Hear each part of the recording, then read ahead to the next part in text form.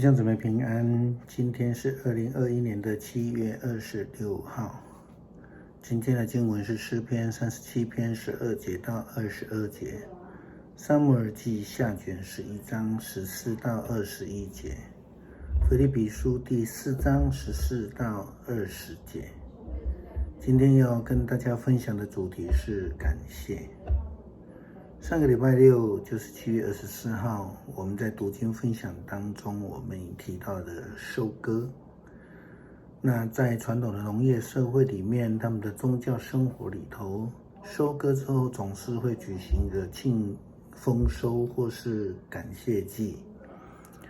无论在西方国家，如同英国啊、加拿大，他们有自己的感恩节的不同的时间啊。按照收割的日期，但是我们在所谓的台湾的原住民里面，也常常有丰年祭这样的祭典。这些线上感恩都是跟收成有直接的关系。那全世界最出名的感恩节就是美国的感恩节，基本上跟直接的收成是没有关系的，但是他们跟获得是有关系的。我们记得当时候200多年前，当欧洲的五月花载着这些新移民到了美洲之后，不巧就是碰到冬天的时候，当时候呢，就是靠着美洲的原住民带着火鸡以及食物来帮助这一群人度过了严冬，因为他们也没有办法种植东西哈。那无论如何，感谢是对于所领受的事情东西来表达感恩，无论是什么样的恩典，或多或少，我都要存着一颗感恩的心，才能够做到。有这样的心的人才能够做到的了哈。因为有些人总是以为理所当然啊，这个是很要不得的一件事情了哈。那我们在看我们的生活当中那些骄傲的人，他基本上都是持这样的心态，我就觉得说没什么大不了的啊，他不懂得感恩啊哈。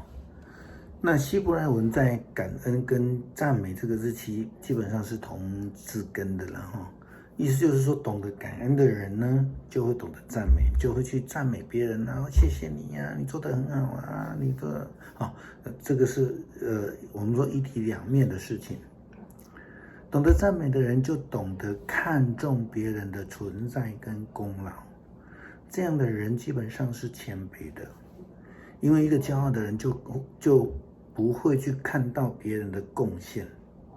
跟功劳，也不知道自己应当对某一些事情献上感恩。最近呢，前一阵子不是台湾疫情扩散吗？就有很多地方就爆点啊，那中央呢多次派出王必胜执行长去执行一些救援的作为哈。那比如说像这个苗栗呀，或是说那个科技工厂啊等等的这些事情哈，还是万华地区等等的。有某一个城市的首长呢接受访问的时候，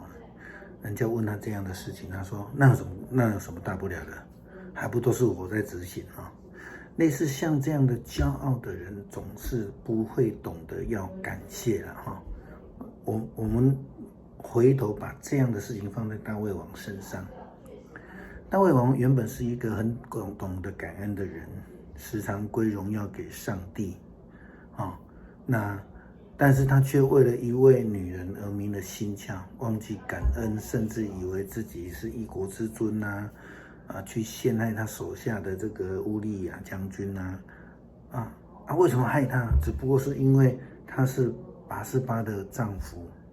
他阻挡了大卫的欲望大卫因为骄傲，因为予取予求，所以他丧失了那个心。获得是值得感恩的一件事情，因为我们懂得感恩，让这个获得变得更有意义。因为线上感谢是一种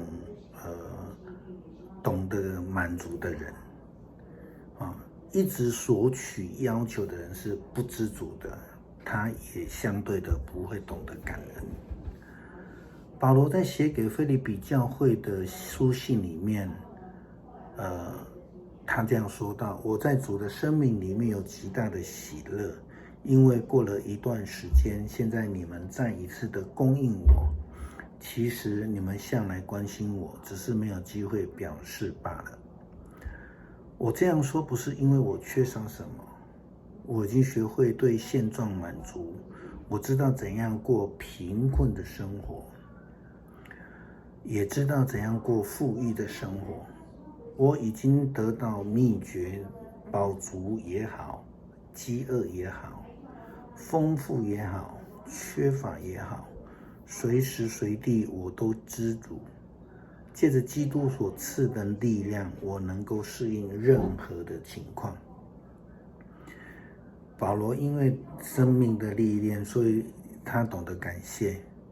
他为所得到的，为提供帮助者，他献上感恩；为捐助者、帮助者，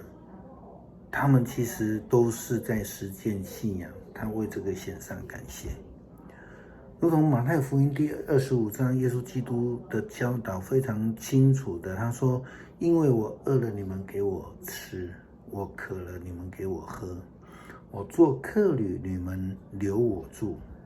我赤身露体，你们给我穿；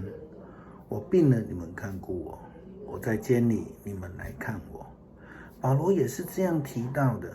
对腓立比教会的基督徒说：但是我在困难的时候，你们来帮助我。这是非常类似的，他们真的实践了信仰。他说：我很感激你们腓立比人都知道我传福音的初期，我离开马其顿了，那时候只有你们教会帮助我，有份在我的盈亏得失。在帖撒罗尼迦的时候不止一次，我有需要，你们就来帮助我。我们要知道一下，腓立比不是一个独立的一间教会，而是那个区域有许多的基督徒，可能有很多的教会的人哈。当然，那些真心的提供、真心的奉献的人，并不在意，或是说他们应该不在意的哈。他们是否得到了回馈？因为他们知道自己所做的是为了基督而做，而不是为了回馈而做。他们是为了主而做，他们并不需要求得回馈与报偿。但是如同保罗对他们所提起的，这样就必成为他们蒙福的依据了哈。保罗告诉他们，不是我贪图什么馈赠，而是希望你们多得盈余，归入你们自己的账上。这就是你们送给我一切礼物的收据。你们所送的超过我的需要，以巴弗提替你们带来了许多丰富的礼物，正像芬芳的香气，是上帝所喜悦的祭品。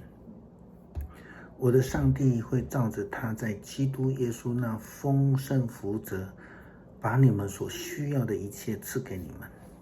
愿荣耀归于我们的父上帝，世世无穷。阿们。